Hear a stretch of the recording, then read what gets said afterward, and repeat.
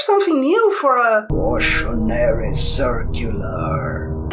This comic has 2 covers. Nowadays it seems easier to find the pink cover from 2010, which kinda ruins the story's villain a bit. This is the only place he looks like this. The more ambiguous appearance contributes to the story, I'd say. Beneath this hatching, there's an attitude. Besides, they put the character created for the story, Zélio, on the smoker side of the force. And with a cover like this, the terrified gang might need help from Heathcliff, Biker Mice from Mars, Snorks, and Muppet Babies 2018. But looking at the original from 2002, the story is going to make a bit more sense. Yeah, outside the vacuum of inexistence. The original cover, published by Hail Mary Publishing, shows Monica full of grace and Zélio with D in a more neutral position. This is particularly relevant due to the attitude. Here, drugs are an evil being corrupting innocent people. Why would a Catholic publishing house have something like this? And we have a show of force from our non-analgesic heroine.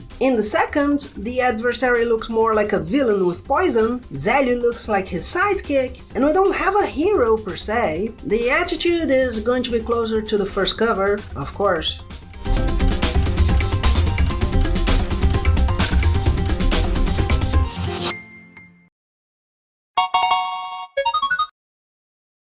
We have a one-page prologue where Zélio's parents notice some things are missing from the house. Seeing the kids say getting money isn't easy, Baron von Hatching saying he won't need money as a supplier. He works for Herba von Life. We go by the character rolling, lighting up, and making a face of pure ecstasy, and then he tries to make the gang try it. But Specs gets there and destroys the joint. Zélio going away, and the gang being taken to a teacher who explains that those who use drugs have a hard time quitting. Which is valid, but she immediately jumps to those who use drugs can become violent. This is pretty dishonest, as will be demonstrated when she says that constant use of marijuana can affect someone's will, make them demotivated.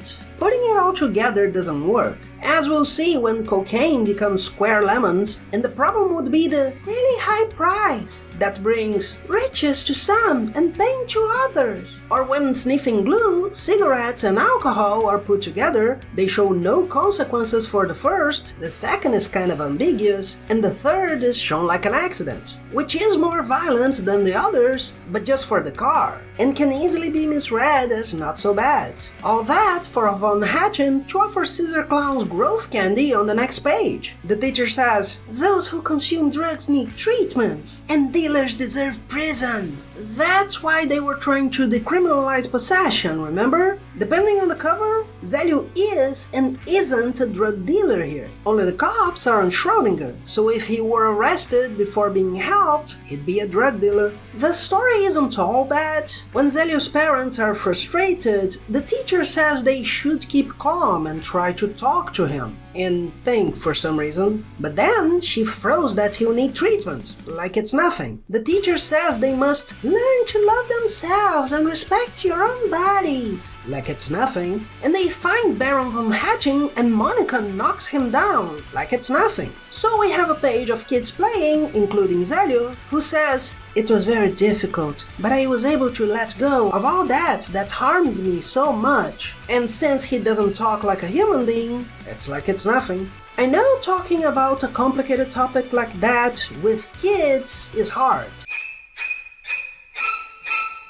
But the only thing here that seems to have merit is how the user might behave and become a dealer to keep their habits, and the rare moments the teacher talks about the facts, like dependency being a reason to avoid drugs, or how talking and trying to understand is necessary. Regrettably, the rest is just general knowledge, according to which every drug is equally dangerous, and people end up using for lack of goals, fear, lack of knowledge, or lack of love. Outside the Lemon Tree District, we can't simply find and hit a single dealer and then wait for the police officer conveniently off panel, and that compulsion to use definitely does not go away easily sometime later. I just wonder if the square cocaine is made in the Lemon Tree District and it's yellow because it's lemon flavored.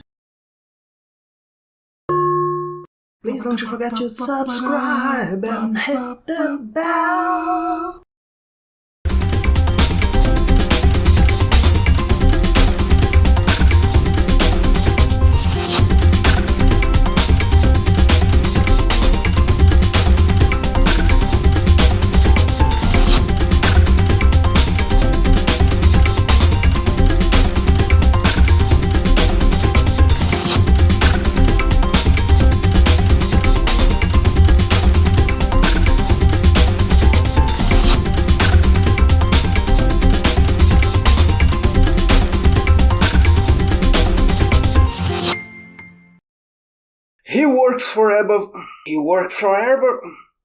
He works for Herba van Eudelife.